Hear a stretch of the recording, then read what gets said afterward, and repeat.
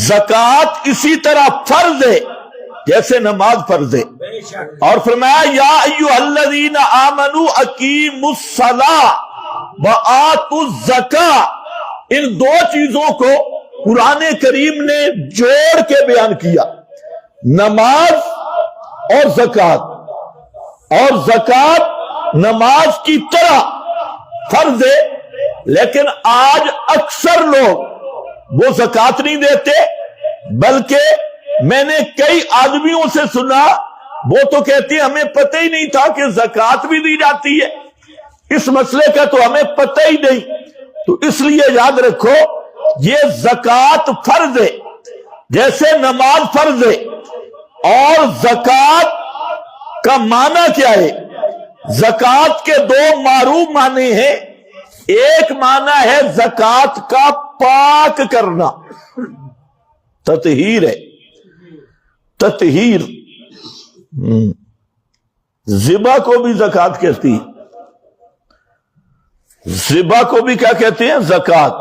کیونکہ ذبح جب ہو جاتا ہے تو جانور پاک ہو جاتا ہے. وہ جو دم مسفوح ہے، بہنے والا خون، وہ نکل گیا، اب جانور پاک ہے. اور اگر ذبح نہ ہو تو پلیت ہے، تو اس کو بھی زکات کہتی ہے. اور مال کی زکات کو زکات اس لیے کہتے ہیں کہ اگر زکات نکال لی جائے تو مال پاک ہے، اور اگر زکات نہیں دی تو وہ مال خبیث ہے، وہ مال پاک نہیں. یہ کوئی معمولی مسئلہ نہیں. لوگ سمجھتے ہیں میں نے اپنے ہاتھ سے کمائی کی ہے، خود میں نے کمایا ہے، تاجر میں ہوں، دکاندار میں ہوں. فرمایا یہ زکات ہے، یہ تمہارے مالوں کو پاک کرتی ہے. اگر زکات نہیں دو گے تو وہ مال حرام بن جائے گا اور پلیت بن جائے گا.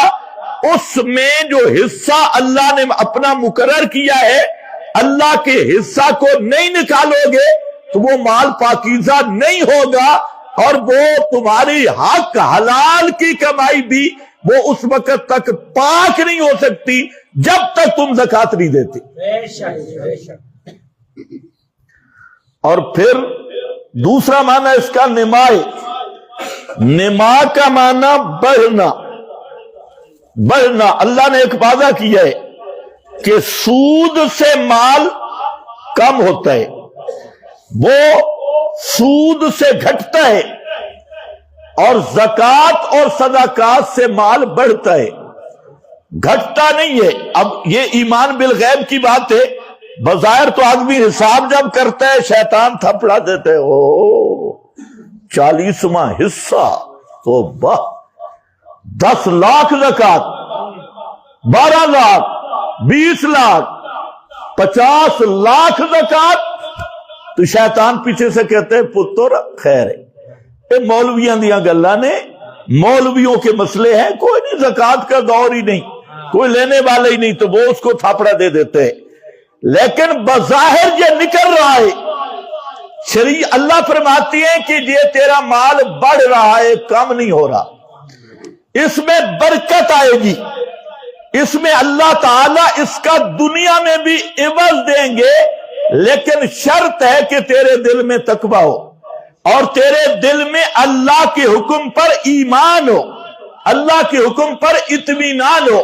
تو اس لیے میرے بھائیوں، زکات دو تو اطمینان قلب کے ساتھ زکات ادا کرو، نماز پڑھو تو ذوق کے ساتھ، زکات دو تو پورے شوق کے ساتھ. زکات دینے کے بعد، صدقہ دینے کے بعد اپنے دل کا مطالعہ کرو. اگر تمہارے دل میں خوشی آئی، سرور آیا، تو سمجھو کامل ایمان موجود ہے.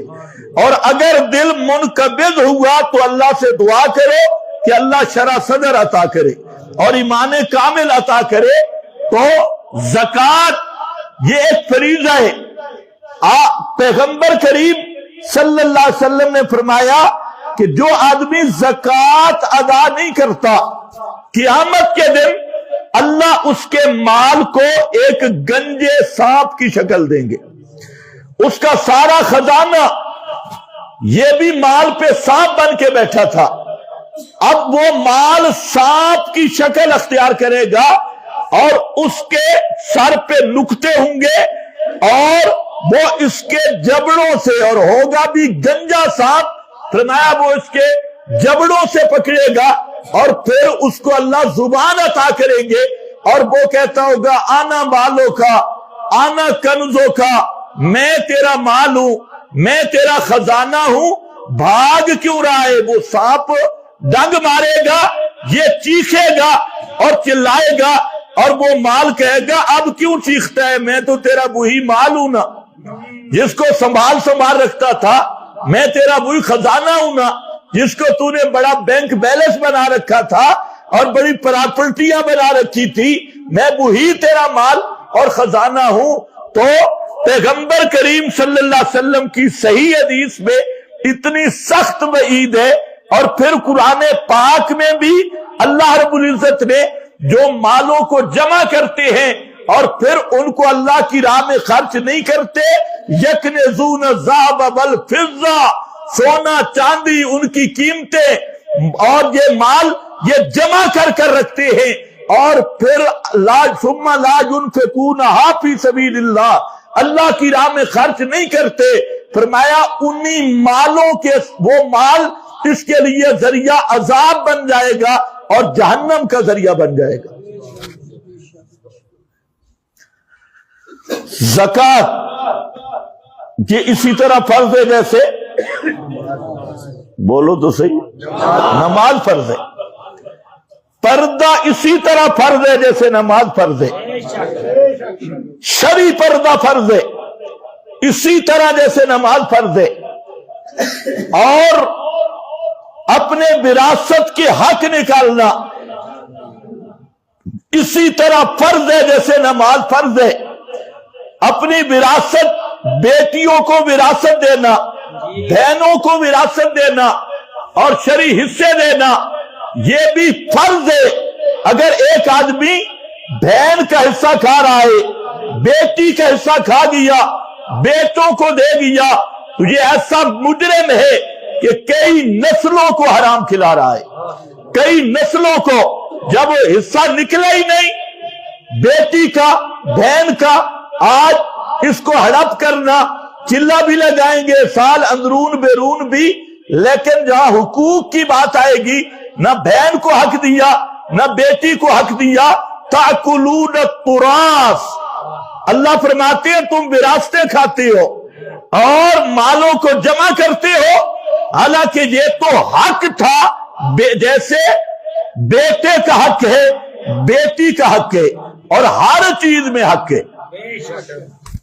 اگر ایک سوئی بھی رہ گئی نا، اس سوئی میں بھی اس کا شرعی حصہ ہے، ایک ٹنکا رہ گیا اس میں بھی اس کا شرعی حصہ ہے۔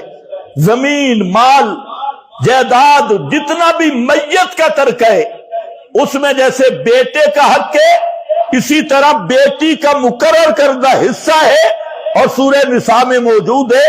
فرق صرف تفاوت درجے کا ہے کہ بیٹے کا پورا، بیٹی کا آدھا، لیکن حصہ شریعت نے مقرر کر دیا ہے۔